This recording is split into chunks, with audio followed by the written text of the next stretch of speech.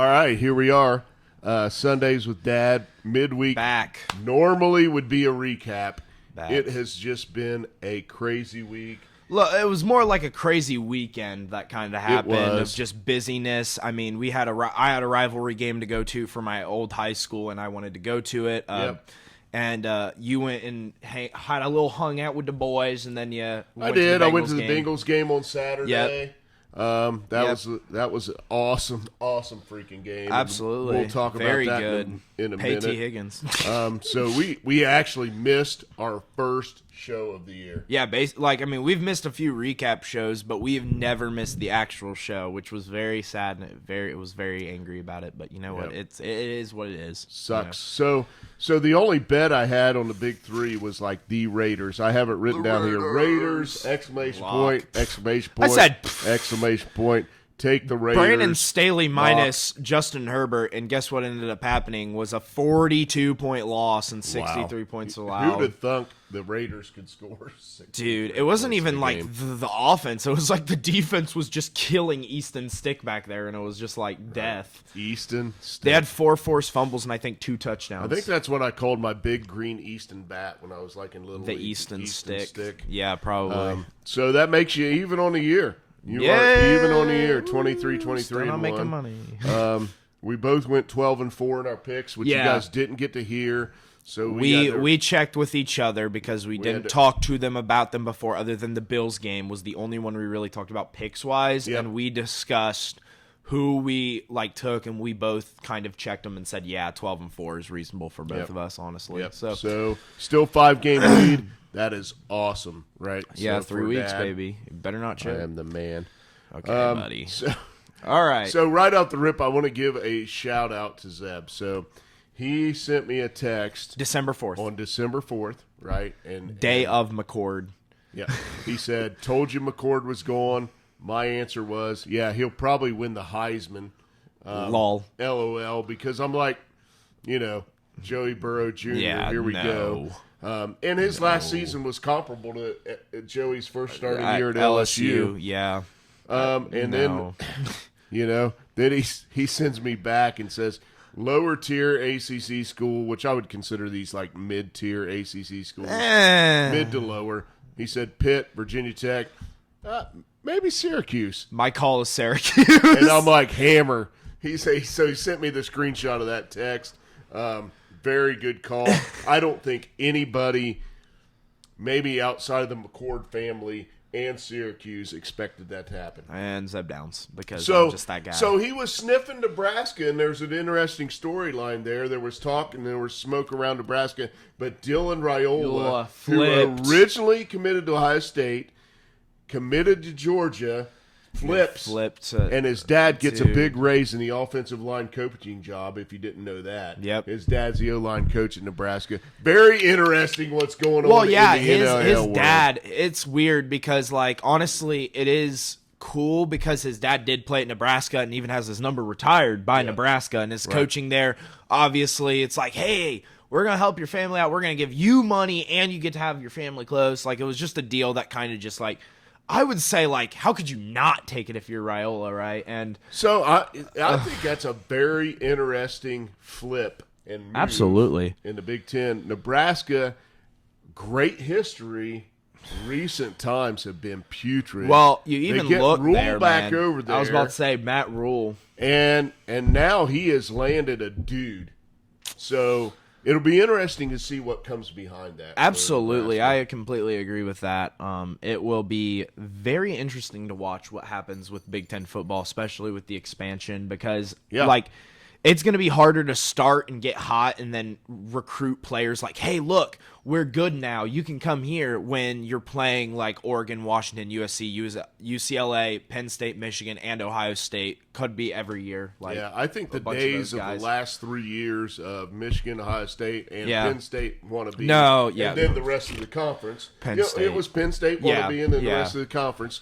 Then I think those days are over. Yeah. Tough road to hoe, but wow, kudos to Nebraska. for Absolutely landing the Raiola kid. good. So that's good. pick. I'm going to take a minute right now because part of my crazy weekend was very, very unfortunate. I got to give a shout out. My Uncle Tim my mom's youngest brother. Rest in peace. He passed. He got very, very sick over this weekend and then passed on Monday. So it's tragic. He was a super big baseball guy. Loved baseball. Coached baseball in the area. I think the picture on his obit has his Braves hat on, so he was a Braves fan. Hey, at least you got to watch him win a championship, right? Yeah, I mean, that's absolutely. Awesome. So shout out, Uncle. You'll be missed. Rest in peace. So I don't know. I can't talk very much about this. He's the uncle, right? Everybody's got the uncle that's kind of just took a winding road through life, man. Yeah. And I think at the end of the day, pretty good heart. Yeah, absolutely. He had his ups and downs, man. I mean, like we all do. It's just. Anyway, he'll be missed. Absolutely. By our family. Absolutely. And we got that going on. So, anyway, we won't dwell on that. Yep, just a shout out, right? Just a Dedicated shout out. to Tim, baby. Got to give a shout out to Uncle. Anyway, so storylines from last week, since we don't have like our top 5, we just got to do a recap show. How about this? Josh, can I turn this thing upside down? Can I get a 6 going instead of the 9 and give some Jake Browning some love? He's been very solid, and obviously I've said, it kind of helps when you have T. Higgins, Jamar Chase, and Tyler Boyd, and Joe Mixon, especially Joe Mixon. It sure does. How about playing. Chase Brown coming But on? yeah, Chase Brown, they've finally implemented him. He had 7 carries for 23 yards. I mean, it's solid and reliable, kind of. That's exactly what Samaje Perine did there for years. They didn't really run the ball that much, but it actually kind of worked because Jake Browning had a pretty solid game. I mean, pretty solid game.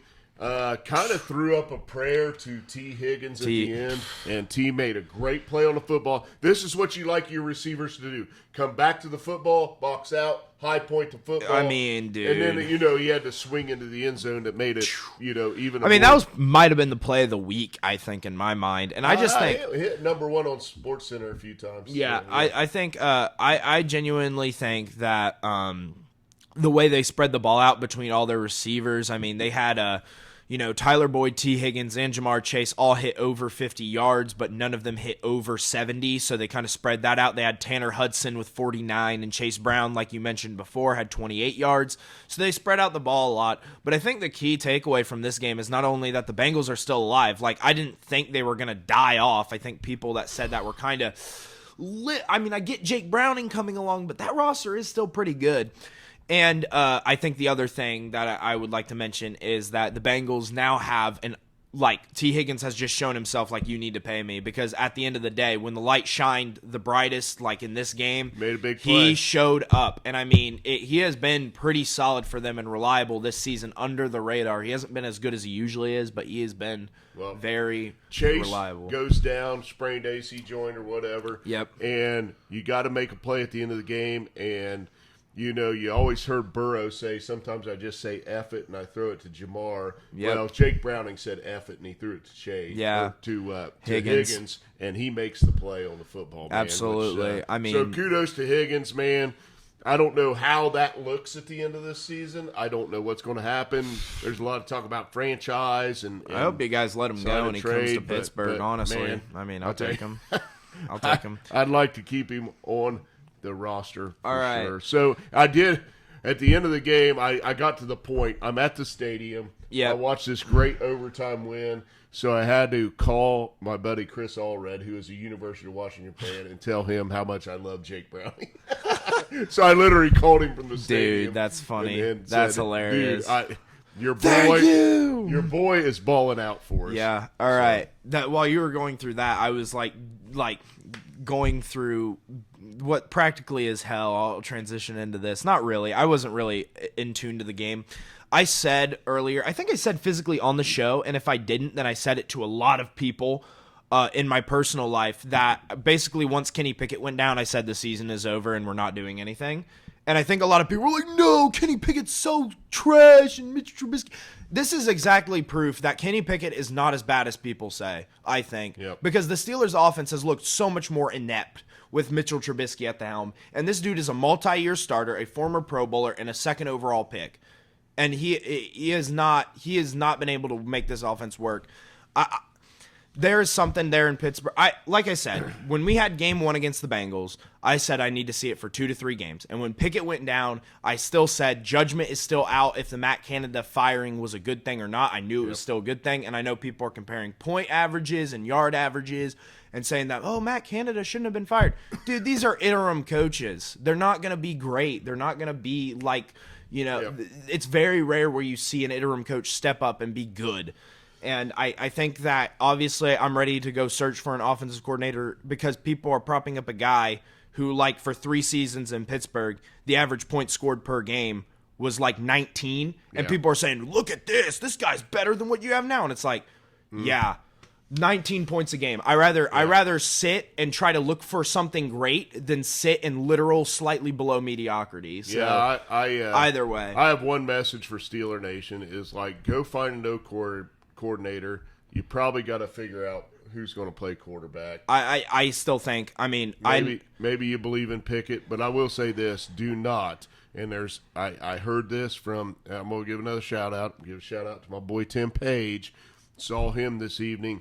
I'm going to say, do not get rid of Mike Tomlin. No, I don't think he has outgained one team the entire season on offense, and he has 7 wins. He's 500 football. And I understand the whole that's the mediocrity thing. Yeah, but preach that all you want. There's a different. Here's my thing. Find some way to win games. That's the difference, though, is that he is not a head coach. I don't know if you guys know this. I assume you're an NFL fan, and most of you know this, but most coaches kind of have this kind of system. Are you good? You can hear me? Okay.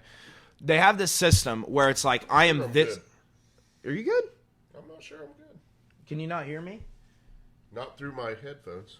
You can't hear me? Yeah, that's better. Okay, yeah, I was just a little far from the mic, talking a little quiet.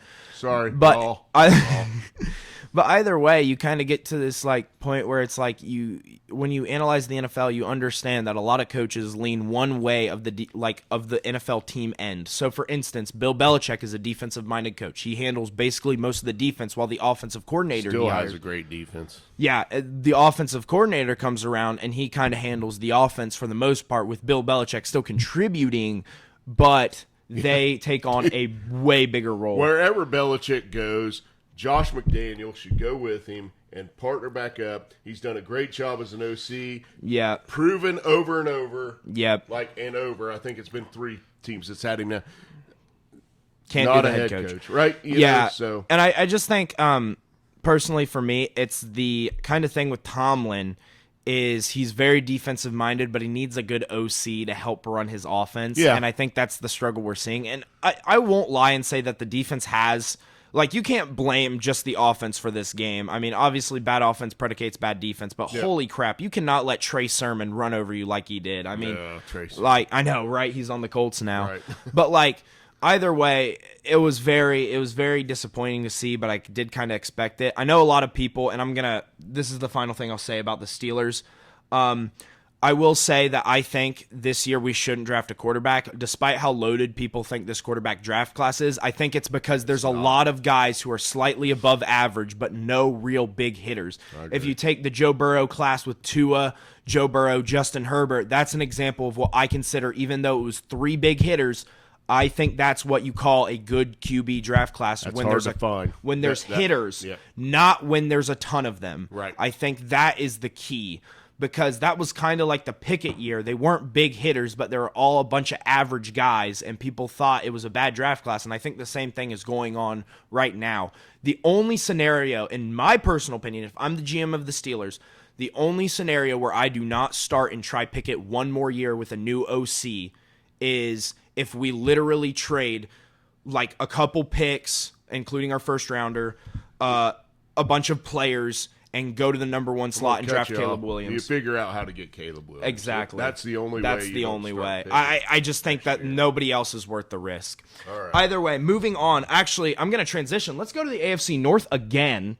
I actually think we're going to talk about the Browns, because the Browns are at 9 wins. They have 3 more going, and bearing a catastrophic choke and kind of the AFC winning, they look like they're in, and they have a pretty decent schedule coming up. I think they've got a decent formula if Flacco doesn't throw 3 picks. And they still won. But Bears. Anyway, Bears. Bears being Bears. But very impressive out of actually Stefanski. So I gave Tomlin credit for having 7 wins. Much maligned at times, Kevin Stefanski has 9 wins and he's on his 4th quarterback this year. He has been well, it's not even just the quarterback. It's like the entire team has been going down with injuries. Myles Garrett's on and off the field now. Grant Delpit's out for the season, right? He's had a lot. So this team definitely has the perseverance that you need, especially, like I didn't even mention Nick Chubb, right? Who is like the big hitter in the start of the downfall of that roster. Think about if he was still there. They would probably think about if everybody was healthy, man. It would have been so different. But either way, I think that I like what I've seen out of the Browns, the grit, and I kind of put on my paper here. The Browns remind me of the Steelers like 3 to 4 years ago, where it's like it looks like the ugliest football and they should lose every single week, but then somehow they just come and win. And I think it's funny because I feel like it's kind of not the passing of the guard, but kind of in those scenarios where you have that one hurdle that you can't get over, and to get over that hurdle is like then everything kind of falls into place. And I feel like the Browns are maybe looking on the horizon of that and saying, we're finally over it. We have become what we hated most. Yeah, and now probably a very good chance in the playoffs that they may go to like Jacksonville. Yeah. They could grab a game. I think they grab a game. Go on the road and get a dub. I think they could easily grab a game. I think it's going to be hard once you hit that second layer of playoffs for sure in the AFC, because then we'll see who's real in the AFC, because I think there's a lot of teams that are real and a lot of teams that are fake. And I think the Browns are one of those teams that, despite the injuries and despite their roster looking like they're fake, the grit proves that they are still pretty real and they could rob a game. Yeah, so they definitely could rob a game. But at the end of the day, you still got to go through Kansas City or Baltimore, which Baltimore's still we'll talk about them later. Fantastic. Well, we'll talk about one guy later, I think. Yeah, we can. I had on my list, and I think we really already covered it, was Brandon Staley getting fired finally. We knew it. So, we knew it. I mean, I think everybody knew that game. You can't get dominated by the Raiders, man. I think it was, you know what? We just talked about Kyle McCord, and I consider that the second best call of all time that I've ever had. That was great. And I think the third best call of all time is Urban Meyer being a terrible hire. And then I think this could go on the fourth best call. Maybe even it could be argued to be in my top 3, because Brandon Staley, I said he should have been fired after his first season. And I've said this multiple times. When a head coach is solely responsible for keeping your team out of the playoffs and losing you that much revenue because he's an idiot and calls a timeout against a team like the Raiders, because that's who locked them out, then you deserve to be fired. I don't care if you go somewhere else and win. I don't care, whatever. You deserve to be fired at that spot. There should have been a conversation. I get it's kind of jumping the gun for a lot of people, and I get it, because as an organization, you want to be safe, right? But at that moment, if I'm the GM, I don't care. I'm like, you're gone, because I already know what this tenure is going to end up being, and it was exactly what I predicted. All right. So I'm debating what to talk about next on my list. Right? I feel like... So we've covered Bengals, Staley, Browns. An easy conversation is the 49ers. I feel like, why not? Let's just start out. Healthy 49ers right now. They're the best. Best team in the league. I mean, and it's not even close. They've had one game when the offense is fully healthy, not scoring over 30 points. Yeah. They have been dominant. They have, they have everything covered offensively. They have everything covered defensively. I said their roster at the beginning of the year was the best one that I saw. And then I also said that before the injury started taking them in that 3-game slide, that they could have went 17-0. I could see them going 17-0, maybe dropping a game, but obviously they had that 3-game slide because of injuries, and now they're healthy again, and now you can finally see, why we said that, I guess, again. So yeah, I think, and they did it again. I think the best midseason pickup, and this does not compare to getting Christian McCaffrey. Does not compare. No. You put up Chase Young on the other side of Nick Bosa, and that was I mean, phenomenal. But Chase Young's. Sorry, but on this roster, you still got the best left tackle in the league. You still got Deebo Samuel, who's probably one of the most underrated players in the league because he's on this roster. Yep. And you probably got the best play caller. Yeah. Let's go Andy Reid, Kyle Shanahan. I would say the way Shanahan is innovating the game is way different. He came out of the bye week after going on a 3-game slide in which they did not look good, went to Jacksonville and just waxed their ass. And we called that on the show. I called it. I know you said they would win, but I was like, Jags are frauds. Yeah. But so they had the Cardinals come to town this week. They're sitting there and underneath them in the NFC are the Cowboys and Eagles. Yep. Right? And they're fighting. Neither one of them look like there is any way they can go on the road and take care of business in San Francisco. If you're a San Francisco 49er fan, I'm feeling. You gotta be feeling. You gotta be feeling like it's Super Bowl time, baby. Like it's the. Do we know any 49ers fans that we can shout out? I know one. I know Andrew Leemaster. I doubt he watches the show, but probably not. I do. I can shout out one. Who? Let's see. It's our nephew-in-law, kind of, Sean Hammett. Really? Is he Sean, a 49er? Sean is a 49ers fan. Wow. So we'll give Sean Hammett a shout out. There you go. On the show. He has got to be loving what he's looking at. Absolutely. You are taking a number 10 through 15 quarterback in the league, and he is putting up better numbers than anybody. Yeah, anyway, I do want to touch on the 49ers and what we were talking about roster-wise and just like the mid-season acquisition of Chase Young. Because I wanted to add this on, and because, there are a lot of people now in the modern day and age of football, and we'll talk about my major gripe with the modern age of football and statistics. As a statistics guy who loves to see statistics and loves to use them in debates and arguments, it's getting kind of out of hand with the NFL because people will look at the statistics that Chase Young is putting up and you're like, bro, what the heck? What is he doing? And it's like, it's not just that. Not only does he help Nick Bosa out a little bit because he's a threat there, but also his run-stopping game, which does not appear on stat sheets, is very, very solid and sound for the 49ers. A great point that you don't hear anything run stopping is never talked about. It's why the Ravens are having success with Jadeveon Clowney over there, and they have the best run defense is because there are players like Jadeveon Clowney, Chase Young, where it's like people are like, you need to be a pass rusher if you're a D-end. I stop the run better than anybody else, and that's I set the edge, or I can plug, off the pick to the middle. And that's does not appear on the stat sheet. And absolutely great pickup. I think it was just really well researched. All right. Anyway, are we ready for an argument? What do you mean by that? I feel like the Bills. The Bills for real. Yeah, no, the Bills are real, bud. You can't sit there and say they're not one of the hottest teams in the NFL right now. And I know I said that earlier in the season, but now they're starting to get healthy again, back to where they were before. And all of a sudden, they're starting to win games, and they're starting to do it pretty well. They're sitting at 8-6. They barely lost to the Eagles. They beat the Chiefs and the Cowboys. So basically, in that 3-game stretch, they proved that they can hang with the best of them in the NFL right now.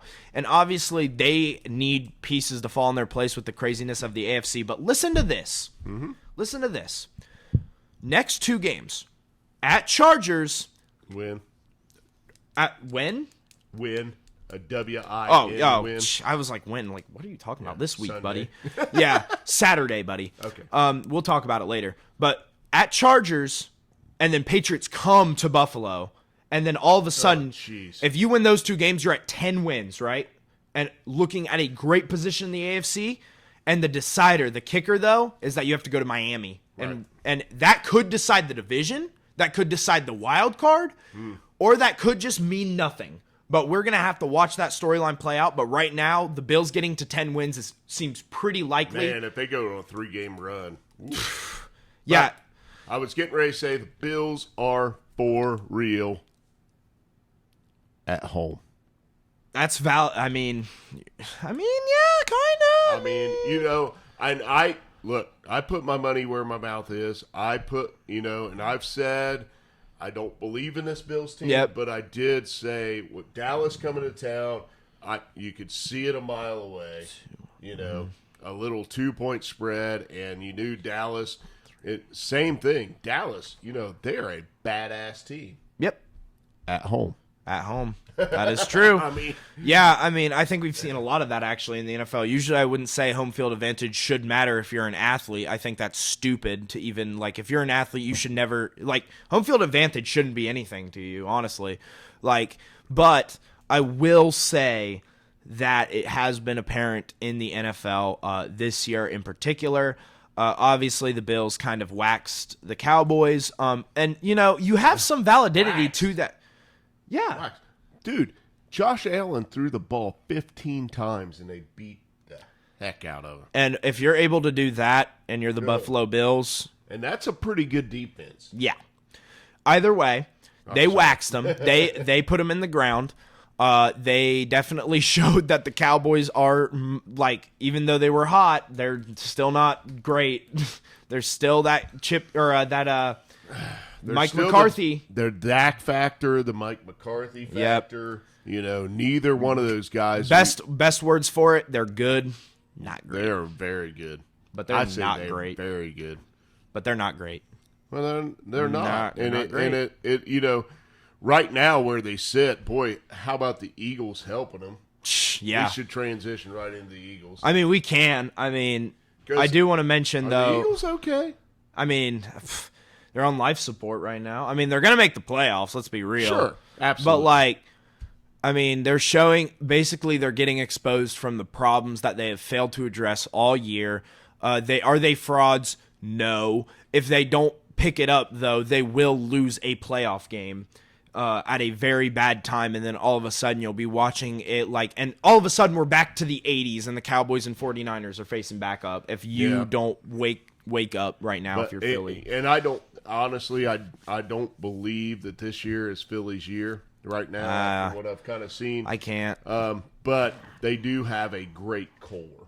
Yeah, they do. They can bounce back from this, and I know we're 3 weeks left in the season. You need to find a center, though. Predictions, but I'm just telling you, I don't think it's this year. And daggone, did you see the last play of that game? The last score of that I know what game. you meant. Jackson Smith and Jigba, what a catch. Yeah, I know, right? Play. Drew Lock delivering them the ball. What? Yeah, Yeah, I think. Anyway. Yeah, they're on life support. They're in a struggle right now. Especially with teams looking hotter down the stretch than a lot of teams looking colder. The Steelers are looking colder down the stretch, but we kind of all expected that success couldn't last forever if you're only going to outgain one opponent all year, right? We felt like they were average anyway. Yeah, and they're just showing their true colors. The Eagles are backsliding though, while I know it's mostly on the AFC side of things where it's the Bills are stepping up, the Bengals are stepping up, the Browns are stepping up. What's the Eagles' schedule look like, too? It's probably pretty daggone tough. I feel like it's going to be a little bit favorable now. Giants. What the hell? Sorry. I just saw him pull it up on the screen. It's Giants, Cardinals, Giants. They literally get Giants at home, Cardinals at home, and then at Giants. By the way, Tommy DeVito is down. Philly. Congratulations, Philadelphia. You have won the division. Literally. Lord. Holy crap. Do the Cowboys play? The Cowboys might get a favorable schedule. Let's just see what that looks so like. they Oh, my God. They're at the Dolphins. They got the Lions at home and then at the Commanders. So they got Dolphins, Lions, Commanders versus Giants, Cardinals, Giants. Philadelphia, I'm glad congratulations. we pulled that up. That is funny. That is fantastic. That is hilarious. Okay. All right. All right. Sorry, all my Dallas fans, man. Yeah. All right. No. It's Phillies to lose. Yeah, genuinely. But either way, yeah, that's Christmas. they are in a goofy little situation. Do we I want feel like that was our headline right there. Was the Eagles, Dallas, but we have to talk about the best team right now in the AFC, and if we don't at least acknowledge the fact that the Baltimore Ravens. Oh, we're going to talk about that? Okay, we'll talk about that game because I do want to make a I think note. they look like they're in complete control. I want to make we will comment on this game and then I will transition into our last big storyline because I think they all intertwine. So the point that I have on my thing is Jaguars are frauds. They're frauds. They're 8-6. Colts and Texans are right on their heels. Like, I mean, it is 8-6 down the board. Like we thought the Jags would easily win this division. And all of a sudden, we thought the Colts were no good. Yeah, Colts were. Anthony Richardson starting the beginning of the year. There's no way with the rookie Hey, quarterback. I will. Hey, you know what? And we had C.J. Stroud. Nobody knew.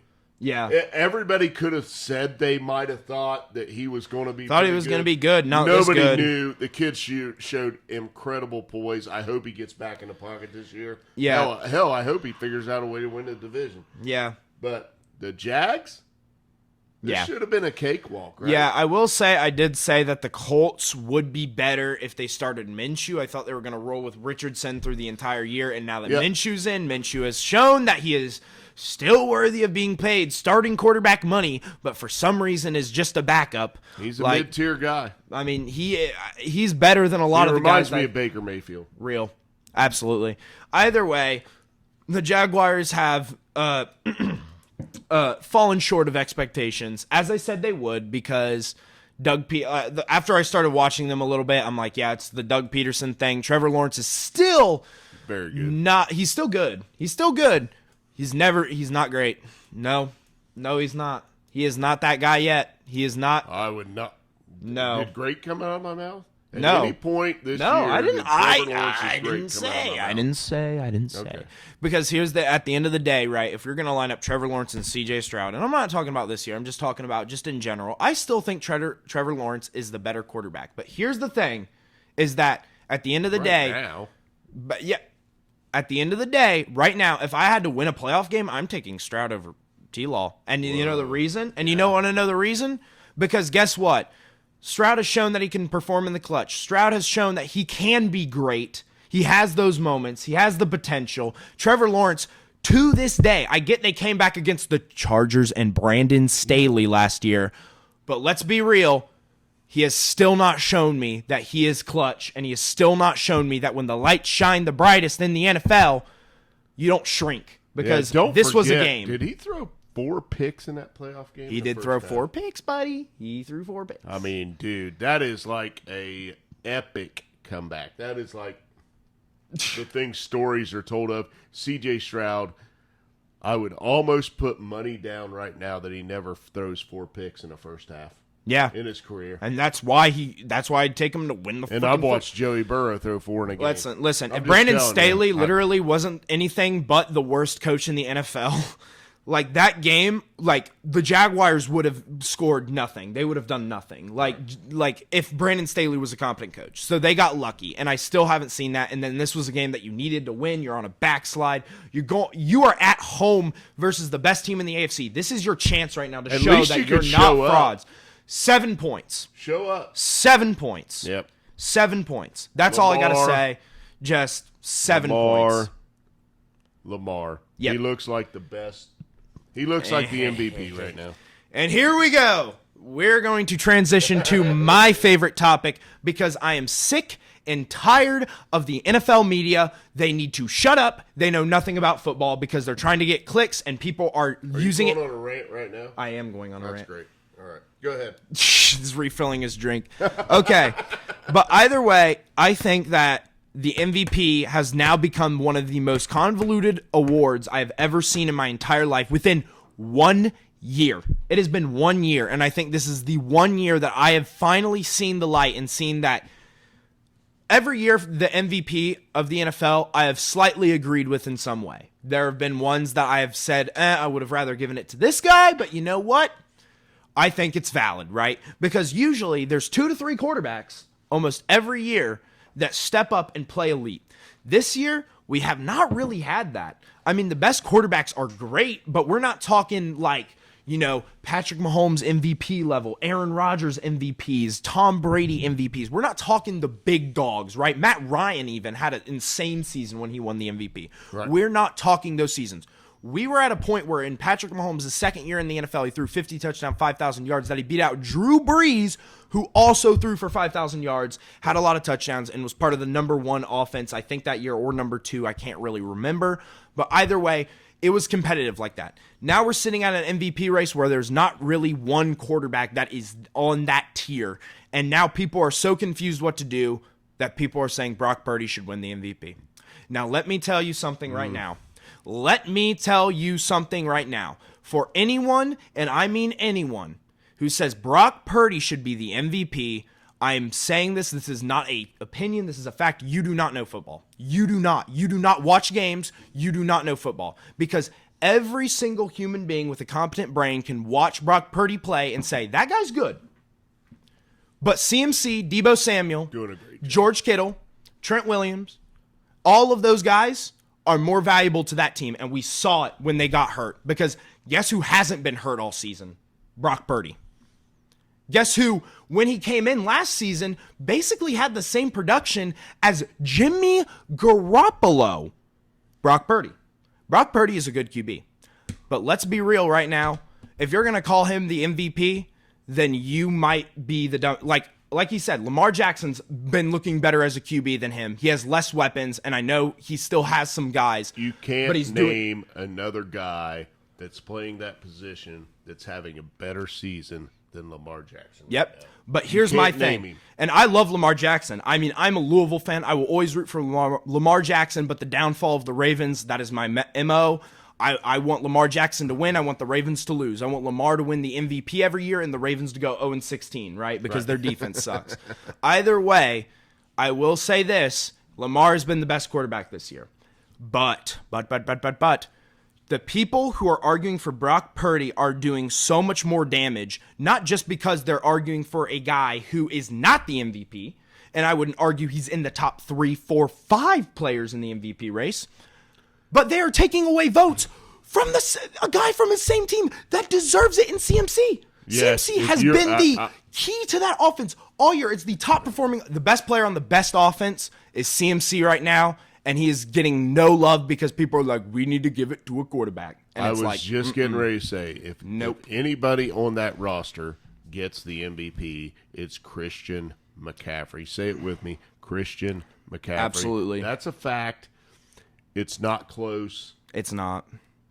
Except for if you want to give a vote for Lamar. That makes me, I mean, I hate the Ravens as much as anybody, but in my opinion, the MVP should be a clear 3-horse race between 3 guys, and people are ignoring it. It should be CMC, the running back, Lamar, the quarterback, and Tyreek Hill, the wide receiver. They have been the 3 most impactful and valuable players, which the name of the award is not the best player. It is the valuable player. The most valuable player. You know who I'd put in the 4 hole? Who? CJ Stroud. And there you go.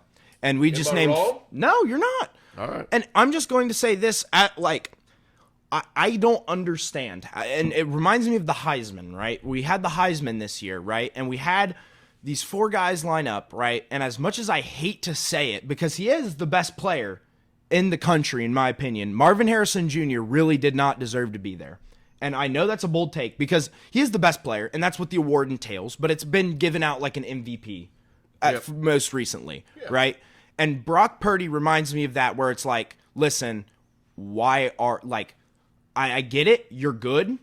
And with Marvin Harrison Jr. is way better than Brock Purdy is in terms of the MVP conversation. Don't get me wrong, Marvin Harrison Jr. is stellar.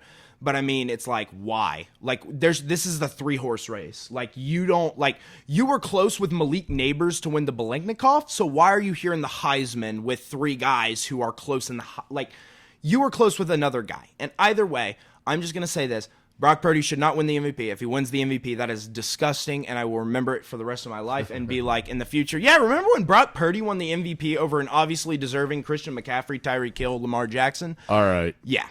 Thanks for your rant. That was a great rant, and I agree with media. All of it pretty much. So, Yep. All right. So we got to talk. We got a couple games coming up. We're going to talk before our next show drops. So we have 3 games coming up. Yep. And we gotta plow through them. I don't think we need to spend a ton of time. Yeah, we don't need to, but we can talk about Saints versus Rams. I think this is the game that we need to talk about. This is Thursday night. They're both 7-7. The Saints are trying to win that division. If you win, you basically get into the playoffs. If you lose, let's be real, you're done, bud. You're not getting in. Honestly, I'm rooting for Baker in that division. I can't. I don't really care. That division is. So I don't stupid. care, but I care a little bit. I mean, just because I want to hate on the Browns a little bit. Fair. I want the Saints to win that division just because I still have a slight love for the Saints just because of Drew Brees in my heart, but. Dennis Allen, the fact that Dennis Allen is coaching a 7-7 team, and the fact that if you literally hired any better coach, this team probably has 10 to 11 wins at this point. Yeah. Probably should have won the division pretty clearly. Probably. But they're going to the Rams, and the Rams 7-7 as well, right? They're they're ahead of the Seahawks now in the standings. I don't know if you knew that. Yeah. But they are 7-7. They have been fighting. Ever since Stafford has gotten healthy, they have been winning games. They have been very solid. That wide receiver core is no doubt, I would say, the second best in the league, just behind Cincinnati. Yeah. Just because that third wide receiver and Tutu Atwell isn't quite as good as Tyler Boyd. Minnesota? They don't have a wide receiver 3 that hits as hard, man. They got TJ. And plus, JJ has been hurt all year, right. so okay, fair enough. But yep. I mean, if we're talking 1-2 punch, those guys are better. But definitely. But either way, so gosh, how you feel about this one? I feel like the Rams should win this game. I really do. I feel like it's an easy check mark for the home team. I do feel like that is. But it also feels like there could be some shenanigans afoot. That's too easy, right? It's too easy. I feel like that is true. I'm going to take the Rams, though, for me. You got the spread on that one? It is 4. Rams are favored. I'm going to take the Rams, but that's simply because I think... Boy, they are teasing me into a Saints bet. They are. That extra point. They are. I think they are. But either way... I do think the Rams are going to win this one. I mean, they're home. They're at SoFi. The Saints still are, despite what their record shows, they are probably the worst 7-7 team, maybe other than the Steelers in the league right now. They're really, they've been really bad recently, and they've just had a good string of opponents, kind of. I mean, recently they played the Giants, but then their quarterback went down, so they got lucky there. Even though Tommy DeVito has not been, he's obviously not elite, but yeah, dude. I'm going to say the coaching battle gets won here too. I agree with that. So yeah, I mean, it's very, I mean, Tyrod Taylor came in at the end of the game. That is crazy to me. Jeez, he is still alive. Tyrod Taylor's still alive. Why are we talking about Tommy DeVito? Because that's who they played. That's who they got their most recent dub around. Okay. Yeah.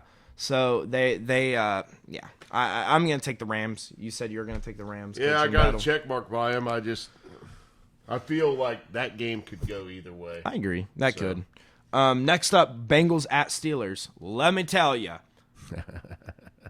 I'm taking the Bengals. And you know why? I hope we lose all 3 of our last games. I don't care about the winning record thing. I think it's an overrated stat. Draft, baby. Give me a higher overall pick so I can either A, get a good player, or B, hopefully somehow find a way to entice the Bears, who traded their 32nd overall pick in the draft for Chase Claypool. Maybe if they're going to do that, maybe we can throw in a little bit of Jorge Pickens, Najee Harris, and a couple of picks and a lineman or 2 and send them away so that we can get the little magical boy Caleb Williams, because I would be ecstatic. Would you go either way?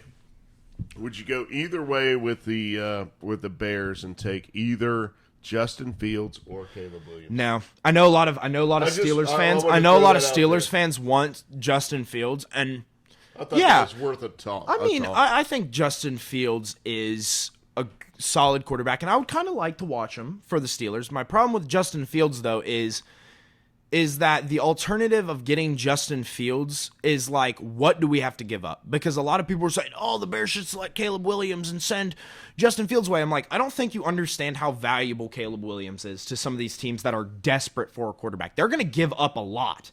And for Justin Fields, a lot of teams will just look at them straight face like, what? And Justin Fields? I feel like you get him for less. I agree. I think he would be good. in Pittsburgh. I think if we can get him for a 3rd-round pick, I would do it. But I don't. I think the Bears are going to try to shove him in for a 2nd-round pick. All right. And I think I'm not stupid enough to take that. He will endlessly talk about the Steelers. Give me the Bengals. Future. Caleb Williams will be a Pittsburgh Steeler. I will take the Bengals in this game, but I am leery as a Bengals fan because we usually go over there and screw it up. Just a random loss. We just cannot. We cannot. If you lose to Mason Rudolph, then you guys got to just... It's not losing to Mason Rudolph. It's losing to T.J. Watt. And I'll tell you right now, if T.J. Watt wasn't on that team, you guys might have 4 wins. Maybe 2. Maybe 2. You might be right. I'm telling you, because they're like the bully on the playground. I've said it before. They take the ball away from you. Bengals, do not let them take the ball away from you. I mean, the dude is projected to have 20 sacks this season again. But I am checking my mark on the Bengals. I want T.J. Watt to have a full life, but if he sprained his ankle on the first play, I wouldn't feel bad. If he gets like 3 sacks at the beginning of the game and then never gets another one, then I would live my life and I'd be fine with that, honestly. Like I'm at this point in the season, I'm rooting for us to lose, TJ to inflate his stats, and maybe get the ball to George Pickens so he doesn't leave us. All right. Either way, Bills Chargers. Do we really need to talk about it? Because I'm taking the Bills. I mean, how do you not? The Bills are not going to lose. What's the spread on that one? 11.5. So if I'm just gonna, Justin Herbert out. Listen, I know Coach just fired, which is probably a plus. Oh yeah, they're gonna get better. They're not gonna lose by 42. And Bill's coming off a freaking huge win, feeling good. I tell you what, a confident Josh Allen is a scary dude. True. Because if he starts believing, man, that ball's flying. Yeah. Either way, I'm just gonna preface this. I know we usually do a show, and on Sunday we give our stuff. Blah blah blah. This is gonna be my lock of the week. I'm not gonna give one on Sunday. This is as clear as day. This is a lock. If the Bills lose this game, I will be in utter shock. I'll be like, how? I would just be like, how? That's crazy. And also, if they did, I would actually laugh though, because Brandon Staley would be that bad. I'd almost take him a lock to cover. It's close. But either way, that's pretty much all we have. I mean, we hit our kind of goal. We wanted to keep it under 50, between 45 and 50. We're sitting here at 47 and 30, and we got a lot to cover. So I mean, all right. Hey, fun show. You guys should take a listen. It's also on Spotify. Big shout-outs this week. Uncle Tim, RIP. Rest in peace, Uncle Tim. Sean Hammett and your 49ers. Gosh, you're a Michigan fan, too. It makes me want to wow. my mouth. Wow. And then a big shout-out to Tim Page and your awesome Pittsburgh Steelers. You want to bet a bucket on this game this week? All right. My We'll gosh. see you later.